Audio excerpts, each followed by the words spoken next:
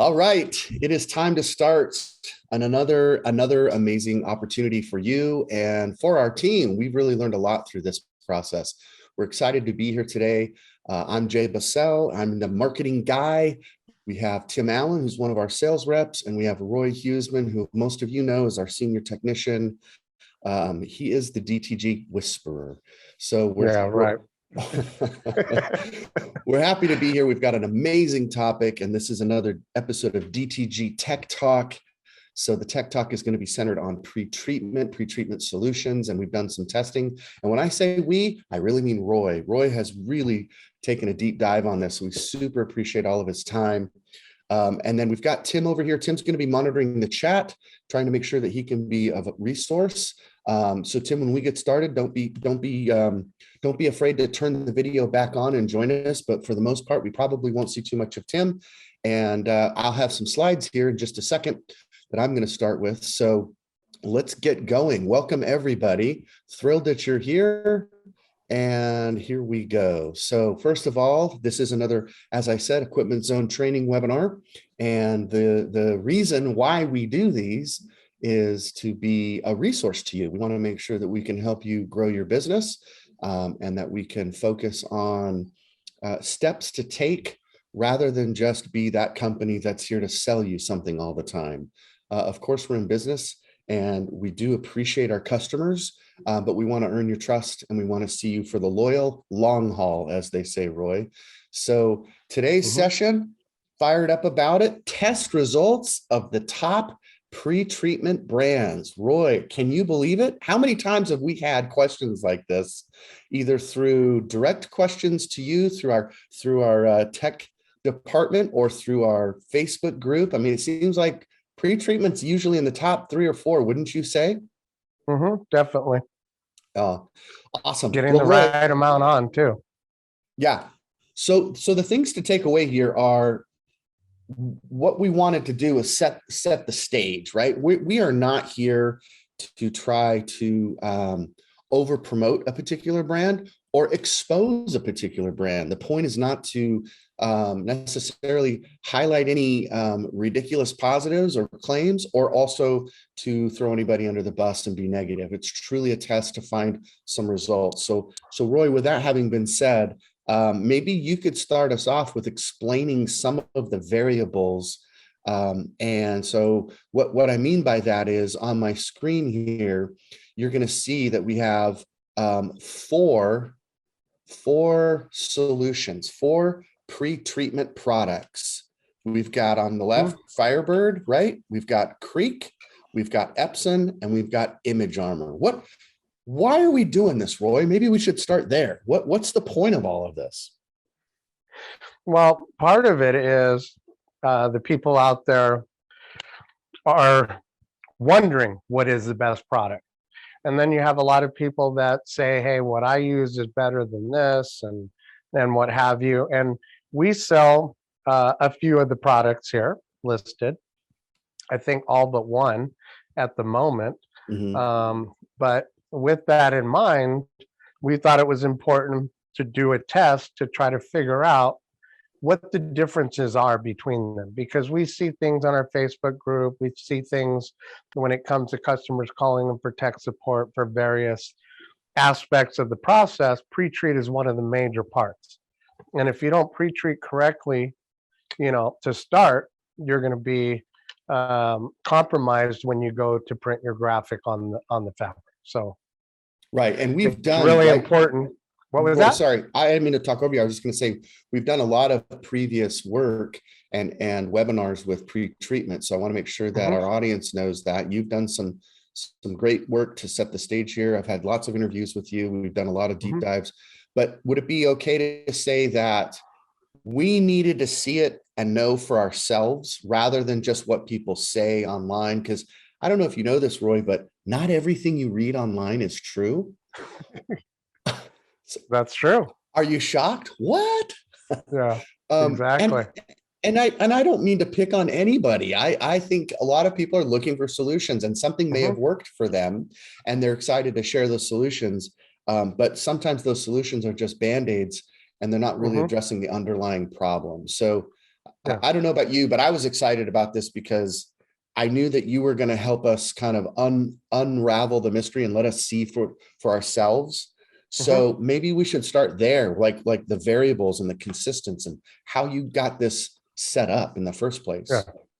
Well, basically, we rounded up the pre-treats, and like I said, we carry 3 of the product names at the moment. Okay, so wanted to kind of give a fair test. So number one, we started out with the highest quality shirts. That way, we know we're going to get a fair test between all of the manufacturers. So we ended up using a Cotton Heritage black shirt and a Cotton Heritage white shirt to do the test. And there were some interesting things that came out of that with us finding out things as well with the white shirt in specific. Okay, so we'll get to that a little bit more in a second. So with that in mind, we also pre-treated all the shirts appropriately for that specific manufacturer. We can go back to, as Jay referenced, we have a video that we did maybe 5 or 6 months ago on finding the proper pre-treat amount for a specific manufacturer shirt. And I think we did 8 or 9 different manufacturers. I don't recall how many, Right. but to try to figure out what is the right amount of pre-treat to put on a specific product, because the thing that you tend to do is you end up putting more white ink when you don't necessarily need to, because the shirt was under pre-treated. So first thing is to get the right amount on there to where you have the optimal white base based on that shirt manufacturer for the right amount of pre-treat. Then if we need to add more white, then we can go ahead and do that later. So Perfect. Subsequently, to back up to where we're at today, is now we want to test the different products to find out which ones maybe work better than others in specific scenarios. And ultimately getting back to that test and having those shirts, we want to now proceed to go through and break down what we found out. Yeah, Okay. perfect. So Roy, we'll probably spend the next 20 minutes kind of showing some slides and some examples. And there's 2 things I want to share. And Tim, you can drop a link in the chat here in a second but it's no surprise, and we're not embarrassed. And in fact, we are going to admit our bias. We are biased when it comes to a few things. Number one, the Epson F2100 DTG printer. That's it. There isn't a better printer in our mind. We're completely in, we're totally sold. We drank the Kool-Aid, et cetera, et cetera. The other thing is we're completely biased about our own Speed Treater TX. We are the makers and manufacturers of that beautiful machine next to you. And that Speed Treater is something that we use that was consistent. So Tim, maybe you could drop a link in just for anybody who's curious about more information about the Speed Treater. Not a commercial for the Speed Treater. I just wanted to say that's also a variable. We kept that consistent and we used the same machine. And Roy was even specific about preparation for the machine to make sure you did the proper maintenance, the proper flushing, and the proper, all of that cleaning that you do between the solutions. Is that right? Yeah. Yep, that's correct. Okay. No contamination whatsoever. So between every single shirt that was pre-treated, doing one shirt at a time, I swapped pre-treats out.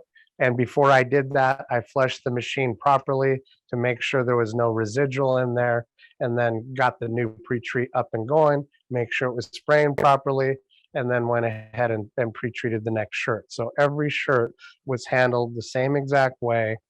It was a very tedious process to be going back and forth like that. But it was important to do that to make sure that we're giving an even playing field for all the manufacturers.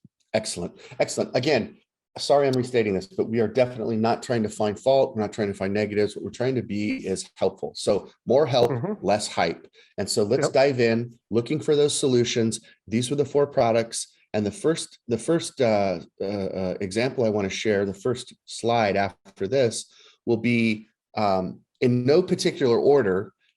This is the white test that you did. And the first thing we were checking for, and correct me if I'm wrong, Roy, was for exposure. We kept hearing a lot of things about UV light or sunlight creating some sort of cast, some sort of discoloration, perhaps even going so far as to say ruining some shirts. We heard this from many different people in different sources. So we wanted to find out for ourselves how that would be. And I know for some folks, Roy, this might be a surprise that people pre-treat their white shirts, right? Yes, that's correct. So we Well, did. sometimes you do. Some people pre-treat all their white shirts. Some people just pre-treat when depends on the specific graphics that they're doing. I mean, Right. doing a double strike on the printer or in the software to get two color passes to get a better, more vibrant laydown of ink that's going to wash well after the fact is an alternative to pre-treating a white shirt or a light colored shirt that you're just going to put color inks on. But Great. anyway, when it comes to the manufacturers, there was three things that we did, and you'll see this on a chart in a moment. So first thing we did was output a total of 6 shirts, okay? 2 Crete, 2 Firebird, 2 Image Armor for the light pre-treats. That's how we graded that. Then what we did was take those shirts and look at them for vibrancy prior to doing anything else. And we graded the shirts based on that, okay? Then we had one set of 3 shirts that were exposed to sunlight for 4 hours or more in Arizona sun, okay, for any type of discoloration that's going to happen to the fabric due to that exposure, brown or yellowing to the fabric, and also any degradation in the quality of the print or fading of the print. And we then graded the shirts based on that. Then we took a second set of shirts that were not UV exposed, and we took those and we washed them, okay, to see what type of effect washing the white shirts. Because the biggest impact on pre-treat or not pre-treat on fabrics is going to be on your light colors, okay? They're probably, you know, the most change is going to happen with those than a dark shirt. Because usually when you have a dark shirt, you pre-treat it correctly, you print correctly, you actually get it off the printer and you cure it. At that point, it's going to be pretty stable moving forward. Unless you undercure, then you could have some of the ink wash out. But typically the vibrancy and everything else is going to stay the same from that point forward. So we didn't bother to go through that second phase with the dark shirts because of that reason. Perfect. So I've got 1, 2, 3, 4 more slides to show before we go to the chart that you just referenced. So I'm going to go through those. We're not going to spend too much time on them, but this is why people tuned in. They want to try to see it. And to the best of our ability, trust me, I tried really, really hard to take some great photos. There's nothing like seeing it in person, first of all. So seeing things in person and actually being able to see it with your own eyes up close and comparing things. Sometimes the photos don't do it justice, meaning it's in this case, it was hard for us to find big variations or big gaps. We just didn't see that many. So I hope I'm not revealing too much too soon, but I do want to share these next slides and let you comment a little bit on each one. And as I said, these were not taken in any particular order. So it was just the way that I laid them out. Once I laid out Creek, then Firebird, then Image Armor, I just followed in that same series, that same pattern. So the next slide I'm going to share, Roy, is the one where, can you see this okay? Does that look funky to you? Or is it okay? Well, actually the one on the far right is not coming in. Oh, that is so odd. Okay, so hang on a second. I noticed that too. Let me stop sharing that for a second and come back, and we'll see if that resets a little bit, because it looked fine on my screen for a second there, and then I was like, wait, what? I've never seen that before, so it must be something new. Always a fun time and a variable here at okay, let's see if I can get this reset here, and then we will get back to it. Okay, there, I got it reset. Here we go. So forgive me for that little hiccup, and I have no idea why it did that. Let's hope it doesn't do it again. In 3, 2, 1. Anything better? Same thing. Don't see nothing yet. Nothing yet. Okay. That's weird. Hello, gentlemen. Can you see the three of us? Here we are. All right, screen sharing. Let's try it again. We've got products. All right. All right, we've got examples. Yep. And we've still got two good shirts, and one on the far right looks funky. Is that what you're seeing? Yep. What's going on with It's this like thing? it's like pixelated or something. It doesn't like that. The Yep. image armor one's not coming. It was fine this morning. Wait, what is going on? I am so distraught. This is not fun when it's live, everybody. I just have to tell you. Okay, stopping the share again. Let me go back out. So talk amongst yourselves for 30 seconds while I try to reset this. Somebody asked how many washings and how many dry. Maybe you can answer that question. Oh, okay. So as far as the wash, we just went for the one. Usually on a light garment, the biggest impact is going to be on the initial wash. After that, it may degrade a little bit over time. Speaking of which, just so you know, we kind of go over things. These two shirts are my work shirts that I've retired about 2 months ago. And these ones have over 50 washes. So you could see there's some little stains, discoloration, little holes. Some of the seams are coming apart. This fabric, if you can't see, has a gray cast to it. It's no longer nice and black and vibrant.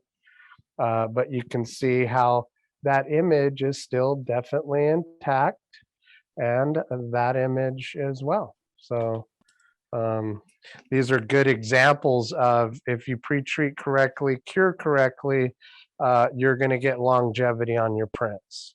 And if you're not, it's usually because you've done one of the things incorrectly. Got it. Okay, looks like I've got the screen set and I've got the photos all. I have no idea what happened there. Gremlins were in my computer, Roy. Gremlins. I'm going to blame it on gremlins. Just focusing on that one picture too. Yeah, right. It's sorry for the folks who love image armor. We're not picking on image armor. In fact, the results were amazing. So each of these, right, you basically printed them, cured them correctly, and then you washed it one time just to see if there was any significant degradation. Is that fair? That's correct. Right? Yep, that's correct. Well, tell us, Obi-Wan, tell us, great one, Roy Huseman. What did you see? What did you notice? What was your experience as you were doing this?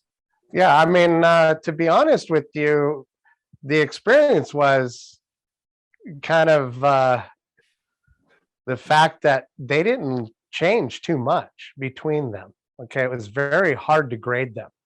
Okay, when you looked at the UV test versus the wash test, you know, a couple of the shirts went one way on a wash test, and then a couple of them went the other way on the UV test. So it really, we didn't do anything, and maybe that would be another time, or any customer can do it on their own, would be to do a UV test, then the wash test, which we didn't do. Okay. Oh, gotcha. Basically isolated a UV test only and a wash test only, but we didn't throw it out in the sun and then turn around and wash it after the fact. The other good thing that we did find out is the fact that the Cotton Heritage shirts go through an enzyme wash prior to cutting and manufacturing of the actual t-shirts. There is no residual possible whiteners or bleach in that fabric, which tends to be the product that reacts with the pre-treat and the heat and the UV and all that gives the discoloration of the fabric. So what we did find is none of them were stained for our UV test.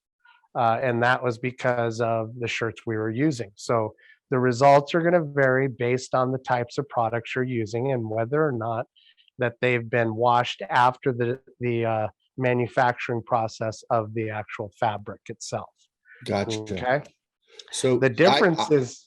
I didn't mean to jump over. Sorry, Roy. I was just going to say. You got it. There was. I'm going to try to go back to this one photo if I can do that. Right. This was the exposure. Here, if you remember, right, we picked up on this yesterday in the photo shoot, getting ready. We could barely see, just barely. It's almost not there. In fact, if you weren't looking for it, you might not see it. But we noticed that there was just a tiny little yellow cast over the Creek product. If you look in the lower left corner, you can see that shirt on the far left It's just got a slight different haze to it. I mean, barely there. Mhm, Honestly, seriously, I don't know that I would have noticed it had I not had the other two shirts mhm. sitting next to it to compare. So that was the And only thing that I noticed. I think that has to do with the coloration of the product itself, because it is a yellowy, clear liquid versus a white milky liquid, which is typical of the rest of the pre-treats that are out there. Yeah. So that could have had something to do with it, but And you followed. subsequently, it's not a deal breaker because you really can't even notice it. Yeah, I was going to say, and you followed the directions exactly as Oh, well. exactly. Yeah, it's Yep. not like we were trying to cut any corners. We followed the manufacturer's No. specifications and directions and all things. So moving forward again, we've got the exposure tests between all three, Mhm. Creek, Firebird, Image Armor. I have these close-ups. Did you notice anything when you were really zooming in and looking close? Did you see any effects to the color, or did you see any effects to maybe the blacks were brighter in one, or the yellows? Typically, yeah, the blacks being a little darker, and you could see if you look at the image armor in this specific picture, not to say it looked that bad because the image armor wasn't that far off. They were all pretty close. If you look to the other two, the Firebird and the Crete, they look pretty close, and then the one to the far right, being image armor, looks a little lighter. Could have been the lighting at the time. You all know it's hard to take pictures close up of t-shirts that have images on them for whatever reason. Yeah. It's not like taking a photograph of somebody or something. So ultimately that picture should have looked closer to the other two because Yeah, there it was. wasn't that much variable. The I would one thing agree. I I will would tell agree. you Mhm. is that I ended up with a magnifying glass really nitpicking these shirts after printing them because there was so very little difference between them. Okay, which was surprising. Interesting. I was expecting to see a much broader difference between them, but I was pleasantly surprised to see that there wasn't. Good. Okay, so the next screen that we have, moving back, is the washability. Like we were trying to Mhm, find how much fading. So the first slides that you've seen so far all had to do with, was there any exposure, was there any color left mhm, over, any staining, any yellowing, etc., from being mhm. out in the sunlight, as you said. But these next Exactly, ones, which there was none. which there wasn't, right? They, if Yeah, there was anything, just like zero. I said, just barely maybe with Yeah, with the Crete, but I don't even know that we could say that was because of exposure. It could have literally been just the way the product looked because of the yeah. way it happened. So I think ultimately getting to this slide, the same thing is the image armor to the far right looks a lot lighter than it should. And for whatever reason, I don't know if it has to do with the pixelization of the photo and then trying to fix it. No, Who no, no. knows? I But I I, I we can tried just really go hard. to the scale and go through that real quick, and then Okay, I so can let's explain. get there. Yep, let's get there. This is the last one with Hmm. reference to that wash test. You can see Hmm. a little bit of difference between the three. These are in the Hmm. same order. So Creek, Firebird, Image Armor, and you can see a little bit of loss of ink. And now this is Hmm. normal, right, Roy? Correct me if I'm wrong, Yeah, but wouldn't we normally see maybe somewhere between 2-3%, maybe 4%? I don't know if it's that high, but a yeah. little When you bit don't of loss. Yeah, when you don't have the white base down on fabric, and that's why some people on even lighter products will put a white base down and go ahead and use a dark retreat because you're going to lose a little bit of the vibrancy on the color inks Okay. without that white base. Okay. All right. Okay. Well, I'm glad you explained that. So overall, though, we were impressed. Overall, here comes your chart. This is the first part of what you wanted to talk Okay. about. We Yeah. have all three. You have three columns. Tell us what we're looking at. Okay. So what we're looking at here is on the far left is the vibrancy after the print. So after printing, curing, we went ahead and put them down on a table, and I went through them and kind of scrutinized where they were as far as vibrancy. Okay, and the Firebird, as you can see, being a number 5, which was the highest on the scale, looked the best. The yellows, the oranges in there tend to pop a little bit more than the other two manufacturers. But you could see literally the difference between them. It was going back and forth, back and forth, back and forth. It wasn't an easy, oh, this is really apparent. I mean, we can just go grade it and go and move forward. Mhm. It was spending a little bit of time really nitpicking every aspect of the print all over the shirt to try to find some kind of difference, which Mhm. was very difficult. And that's why the scores are so close.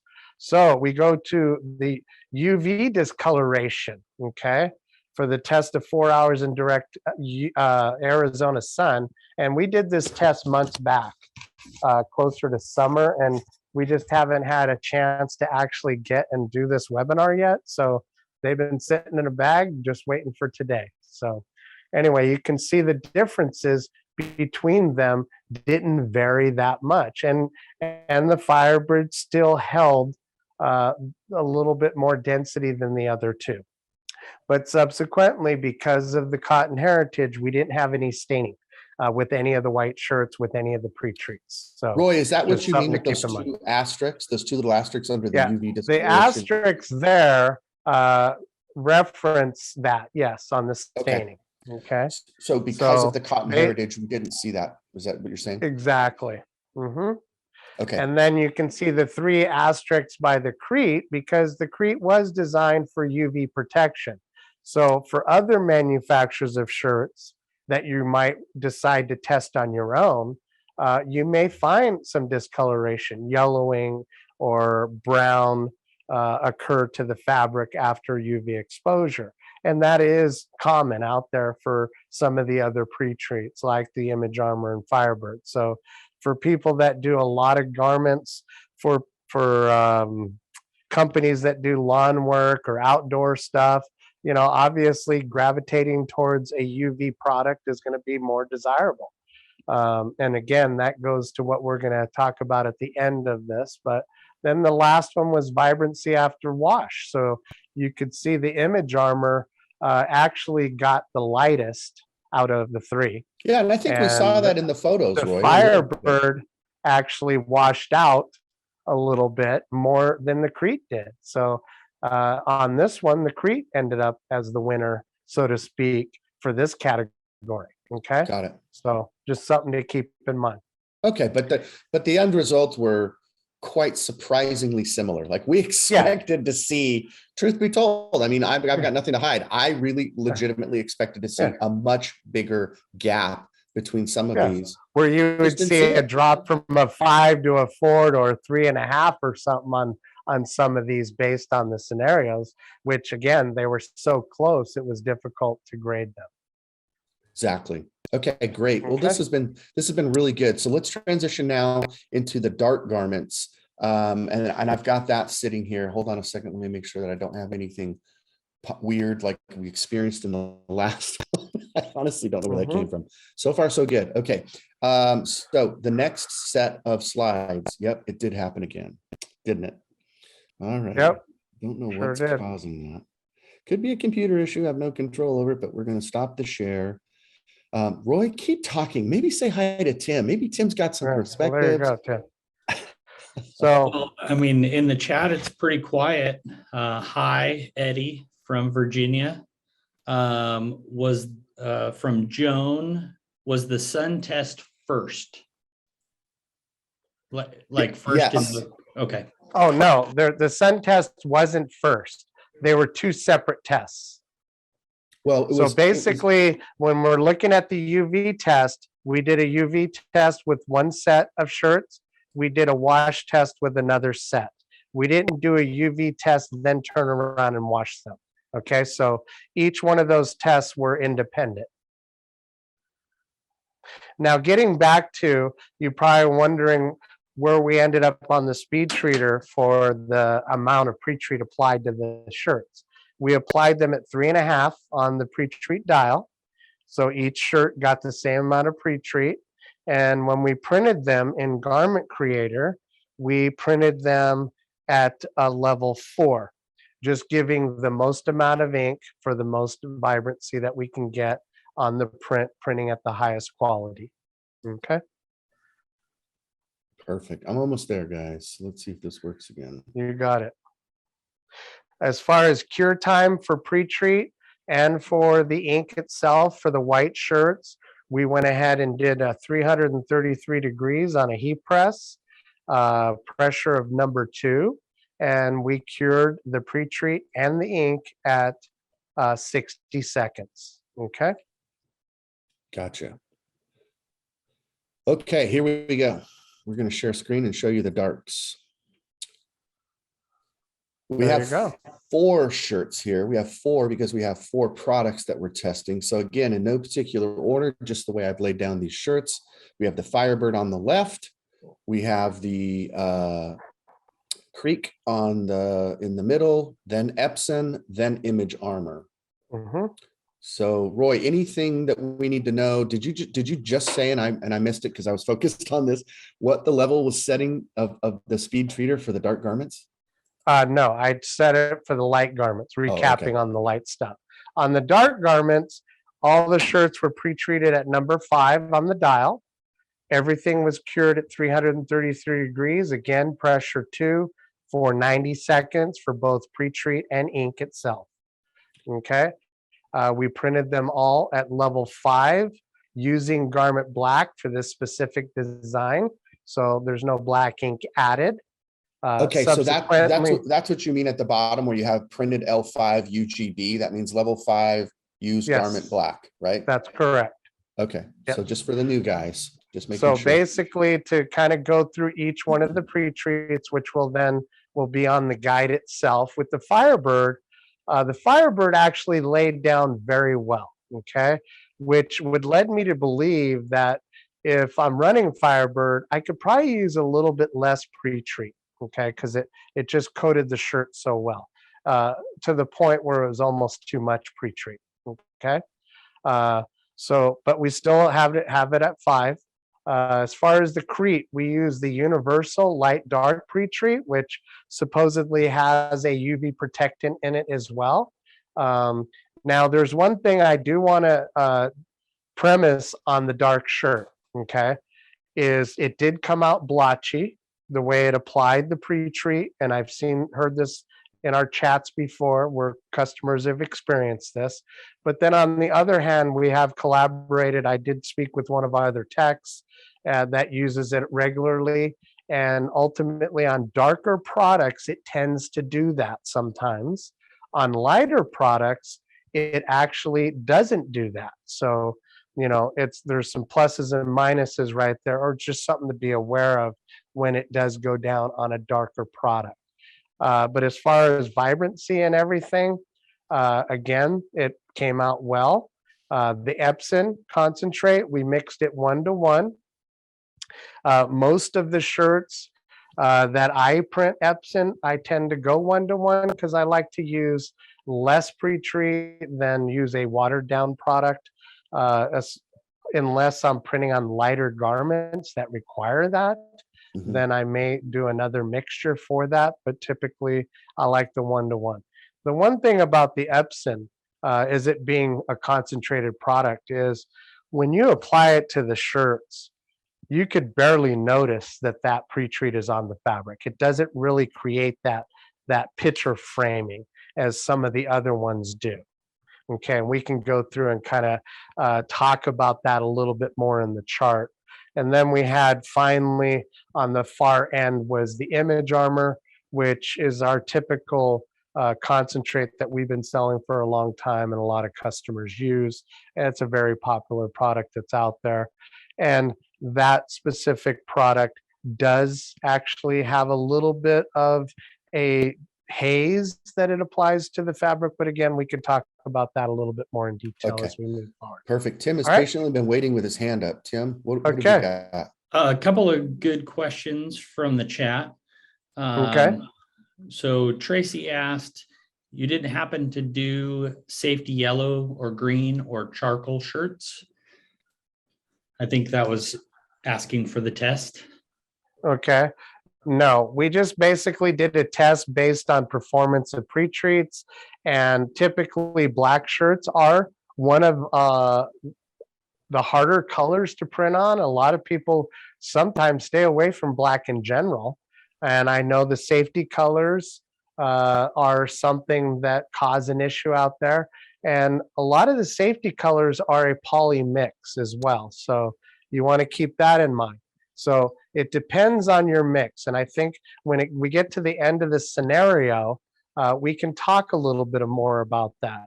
But there's certain pre-treats like the Image Armor that are designed to work better with a poly blend than say other brands.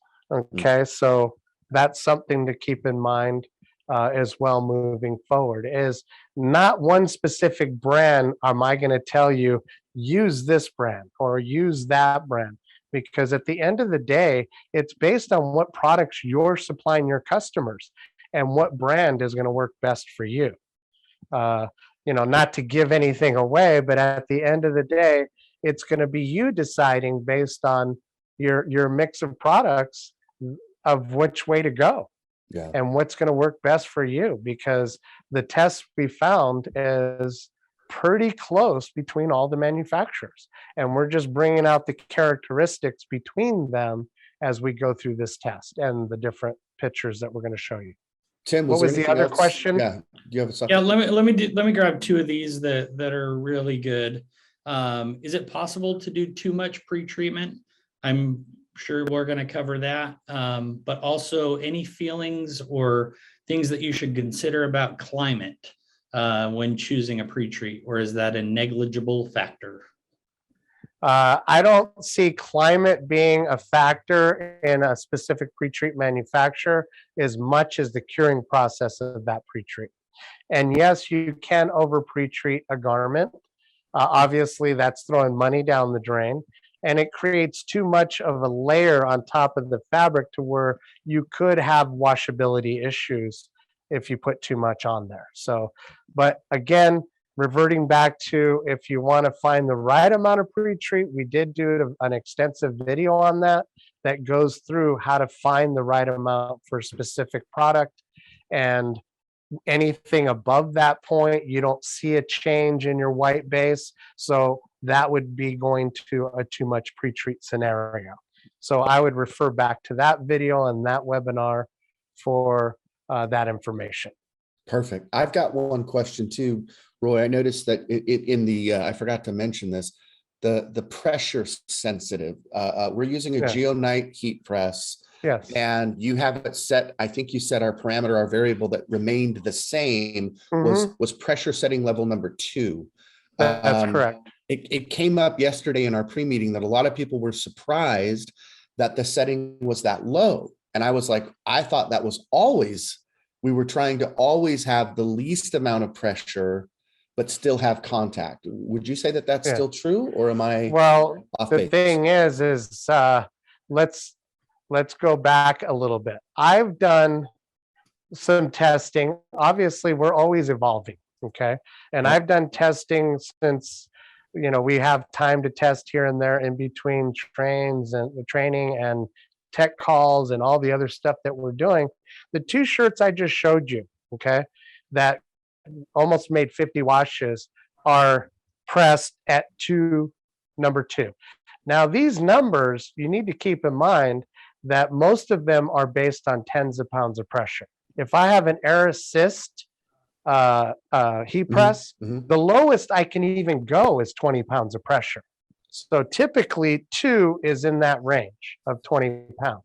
If I go 3, 4, that's 30, 40, and that's mid range as far as pressures. Then you can go 5, 6, 7 for high or heavy pressure. There are some people that will barely have the platen come in contact with the shirt. Now, what I find is on a white design, if you're looking at Jay's shirt there, okay, with his Equipment Zone logo, he has the white ink there. I have shirts that I did some of these barely contact, and my white starts to flake off after about 25 washes or so. But you're talking about this amazing piece of work that you did? That's right. That logo right there. The white tends to flake off if you don't put pressure down. So then that becomes a scenario between, well, if I put pressure down and I press it right away, it messes my print up. That's why I always tell people, when you pull a shirt off the printer, unless you're putting it through a conveyor dryer, put it on a table, let it sit for a minute. Keep pre-treating shirts and keep feeding the printer, and then come back and start pulling those shirts and juggling them into the curing on the heat press. Let them sit for a minute or two. Let that water migrate into the fabric from your ink layers to make sure you're not going to have any issues applying some pressure over here at the heat press to make sure you get a good bond with the fabric.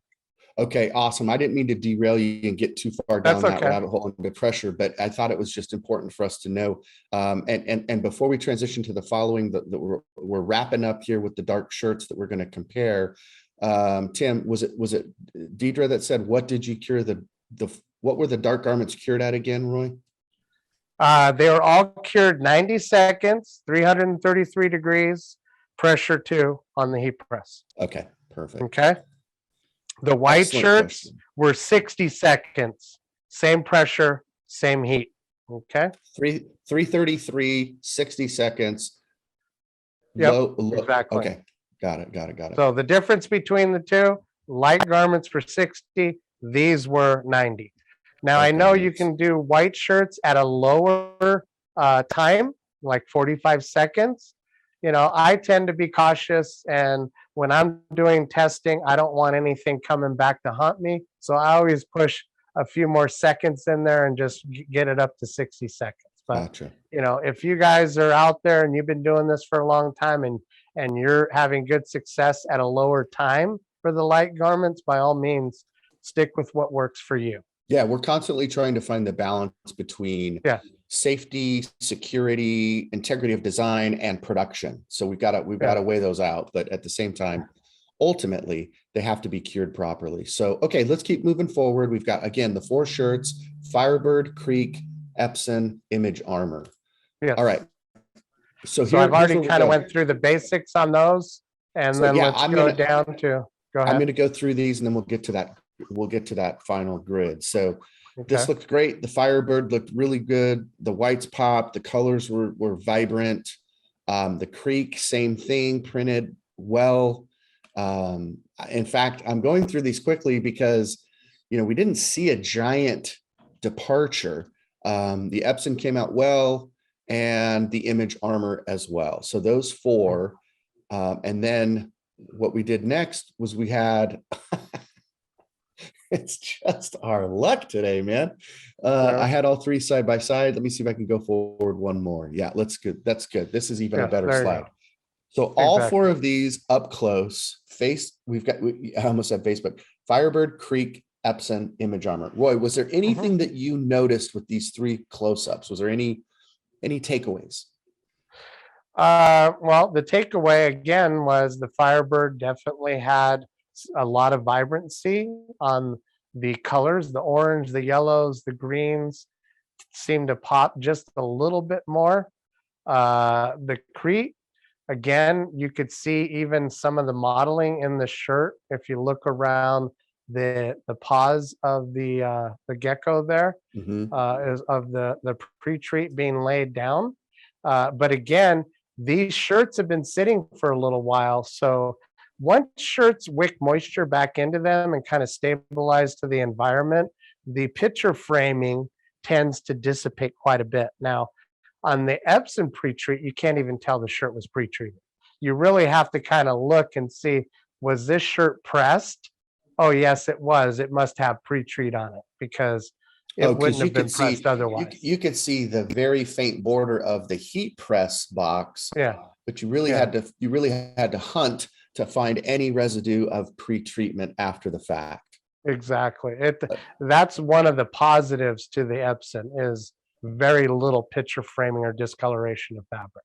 Yeah, I noticed when I was taking the photos, and I just want to highlight this again, both the Firebird and the Crete were the only 2 where I could really see, I could literally see some residue of pre-treatment not just around that, like we talked about the DTG box with Terry a couple weeks ago. I'm not talking about that. I'm talking about actually seeing some spotting, some modeling, some splotches, blotches. I don't know what adjective you want to use, but you could just kind of see it there. And to the untrained eye, they might come to the wrong conclusion that like that's a mistake or there's something wrong with my shirt. Exactly. But otherwise, I was impressed, Roy. It was hard for me to really find a flaw. Was that your finding? Yep, exactly. They were all pretty close. Okay. Well, here's the chart that we referred to. So maybe you can help us. We're rounding third. We're starting to run towards home. What other conclusions or what more could you tell us about the findings? Yeah. So basically we covered on the how the pre-treat covered the shirt. Okay. So with the Epson, again, we use number 5 on the dial on our speed treater. So Epson had a nice even coverage. You need to mix it because it's a concentrated product. And you can mix the Epson 1 to 2, 1 to 3. You know, there's a lot of people out there that will dilute it quite a bit. So it's really up to you and your experience with the Epson.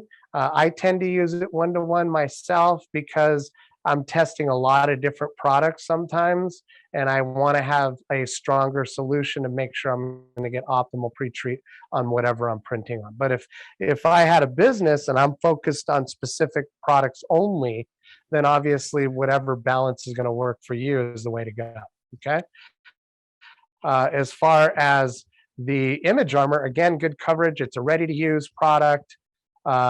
You have the Firebird, as I mentioned, is also ready to use, and it's a heavy coverage even on the 5. So I could clearly see I could have cranked back my dial just a little bit on the Firebird because it laid down so evenly. I'm not sure if it's maybe a little thinner on how it dispenses because of the viscosity of the liquid, but it came out of the nozzle really good. So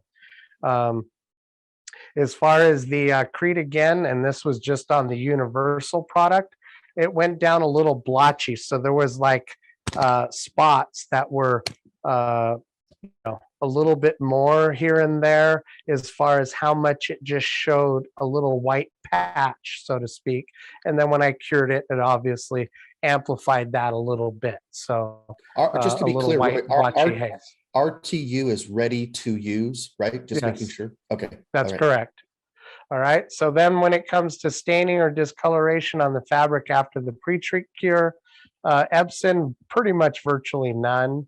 And then the 2 asterisks there refer back to what I mentioned before, which is after all these shirts sit for a while, a day or 2 after pre-treating, and they stabilize to the humidity in the air, they tend to get a lot less noticeable as far as any of these things we're talking about now. So as far as the image armor, a very, very faint silver cast where that box of pre-treat is, to where, you know, if you have an image armor shirt that's been pre-treated and you kind of hold it up and look at it, you might be able to see this little haze on the fabric where it was pre-treated, which is normal for most products. And then again, the Firebird was very, very faint as well. And then the Crete obviously was a little blotchy. And again, let me reiterate on that. It's specific to the darker product. So dark colored shirts. When you use the Crete on the lighter products, you're not going to see that. So keep that in mind as well. All right. So the vibrancy after print, scale of 1 to 5, 5 being best. As you could see, they were all really close there. And again, the one that was just an edge above, and again, it was really hard. I mean, again, I used a magnifying glass to really go around the surface of the image and really scrutinize everything and go back and forth to kind of narrow this down to try to figure out which one was the best. Okay, so ultimately they all kind of fell within range, and that concludes our test there. Wow. So now, I just want to make sure before, I know Tim's there were several great chat questions. I just want to make sure. I hope that none of your clients get out the magnifying glass or the jeweler's loop. Yeah. But Well, I that's have how to say, close they were. We were I trying know, to figure how are we going to even judge these things? Is there a I clear want- winner, or do we just throw our hands up and say no? they're all the same. You It doesn't know? matter. No, Yeah. the truth is I've seen Roy do this. So I don't want Yeah. people to think we're kidding. We're not joking. I've seen Roy literally be looking and get out a magnifying glass and get really close to the fabric and see how that's laying down. So I appreciate what you said. Tim, any great questions that we can now that we've seen the results, what more can we say? We're here to help. We're not here to hype. So what have we got? So I threw in a couple links in the chat. One was a webinar to choosing the right amount of pre-treatment. Some of the questions were focused on that. So I'd encourage you guys to grab that link. Also, I just put a link in for the webinar about the pre-treat, the DTG box. So we had a great question from Eddie. After the first wash, does the pre-treat box go away on the t-shirt? Especially on charcoal and orange Gildan shirts. Well, let's go back and visit that scenario. And this is something we've talked about a lot of times, is it depends on the manufacturer of the shirt, and it depends on the dyes that they're using. And this isn't just based on pre-treat, it's based on moisture and heat. So when you take a shirt, whether I put pre-treat on it or I just sprayed it with water and throw it in the heat press, and I got a specific shirt like a red, and I press it, and now the area I pressed is burgundy. I mean, some shirts are going to recover and some are not. That is not up to us to say which ones are and which ones aren't, because there's so many products out there. It's up to you as an individual to test these products and decide which products are going to fit into your DTG arena.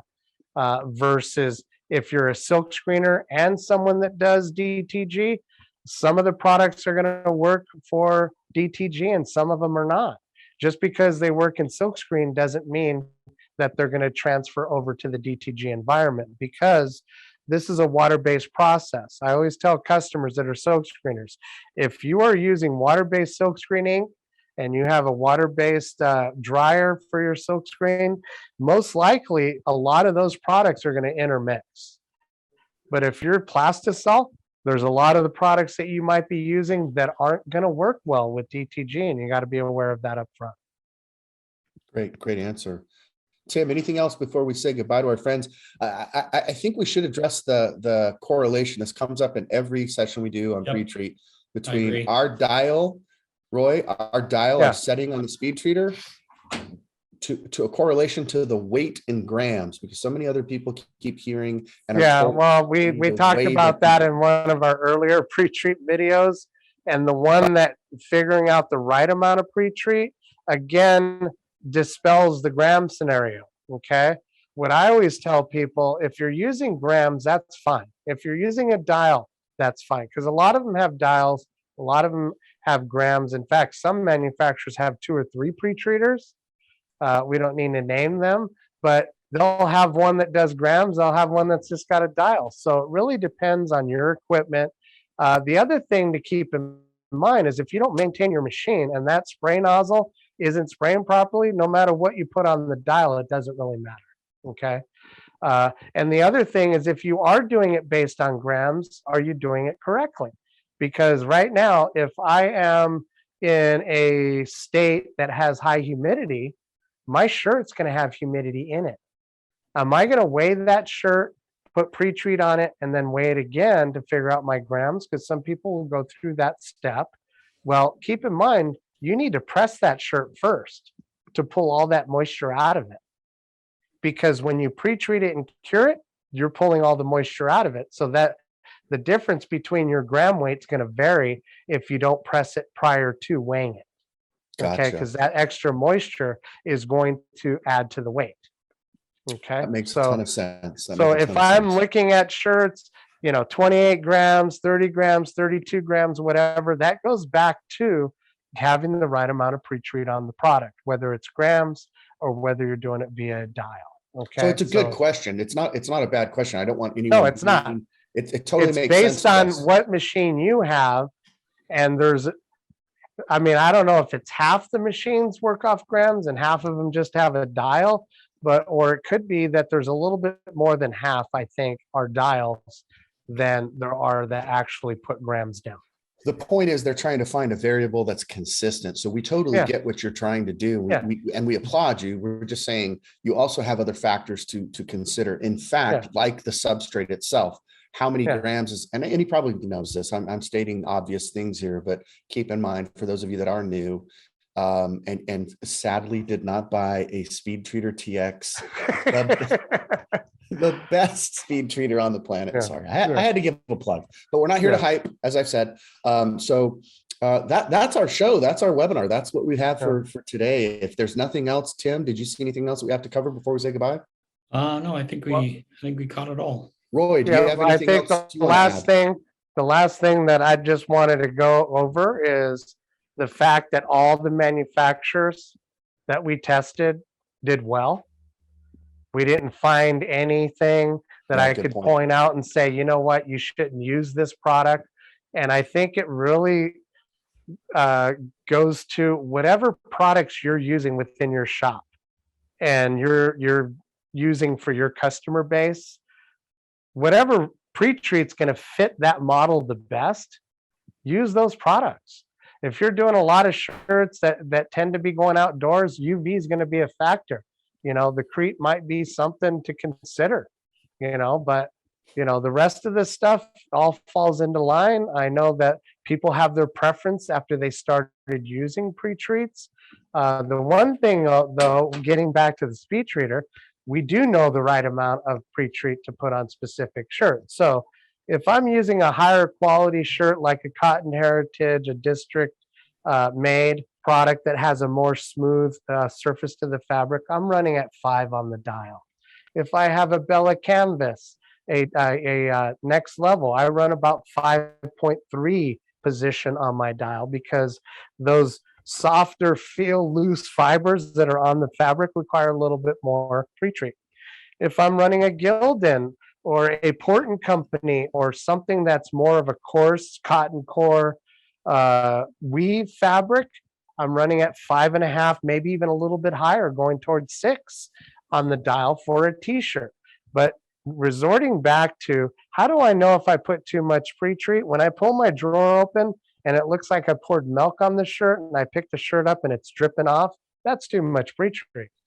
But you'll find I can put that same amount of pre-treat on a Gildan versus a Cotton Heritage, and it's not dripping off the shirt. That shirt's soaking it right up in because it needs it. It's got so many nooks and crannies that have to be filled with that pre-treat.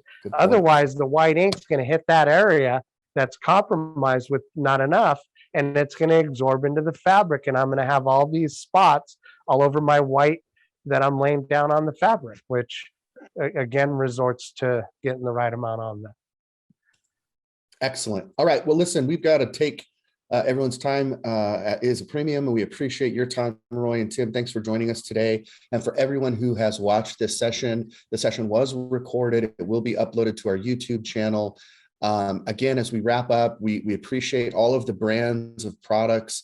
And this test really, if we learned anything, Roy, it's that testing matters. Testing is important. And the conclusions that we come to are going to depend on the variables with which we started. So in our case, having a highest grade, high quality ring spun cotton heritage t-shirt, it gave us a platform where we could see that each of these products performed really well. That may be different, and there may be bigger gaps on other products, but as it was for our test, it came out like it came out. The facts are what they are. And we appreciate your time, Roy, because I know you were able to dive deep on this, and this was something that we've been wanting to do for months. So a tip of the cap to you again, my friend. And if you have not yet subscribed to our YouTube channel, please do that. We love the fact that there are over 17,000 of you now. We're definitely, I have a personal goal because I'm the marketing guy. I'm going to have a celebration when we hit 20,000. So if you have not yet subscribed, please do that. It just gives you a chance to be first in line. When we upload something, you get a notification if you hit that bell. And we're constantly adding new content there. We have over 100 DTG specific training webinars and that we take seriously, and we're proud of that. And also, if you have any great suggestions, feel free to reply back to my emails and say, hey, Jay, I had a great idea for a great topic. Wish you guys would cover, fill in the blank. And hopefully we'll get some feedback from that as well. So if you have any needs for supplies, please visit our website at equipmentzone.com. If you need support and you own an F2100 or an F3070, or maybe you still have a legacy printer, the F2000, feel free to reach out and ask us questions. Go to our homepage, go to the tech support, fill out a tech ticket if you need tech help, or if you're ready to upgrade, you've had that F2000 for a while, and now you're excited to kind of join us in the F2100 club. Terry Combs, Amy Krulowitz, Tim Allen, all three of our sales reps are very responsive, eager to help you. Yes, they're in sales, but the truth is they are service oriented. They are all trainers at some level, and they're excited to help you build your business. And that's kind of our vibe. So we want to see you succeed more than we want to just sell you a printer. And please share that word. That's our reputation. We want you to share that online. It won't hurt our feelings at all if you do that. But that's all I've got for today. Roy, thanks again. Tim, thanks again for everybody for tuning in. Thanks, All right, Roy. take care. See Have you a good one. soon. All right, bye-bye.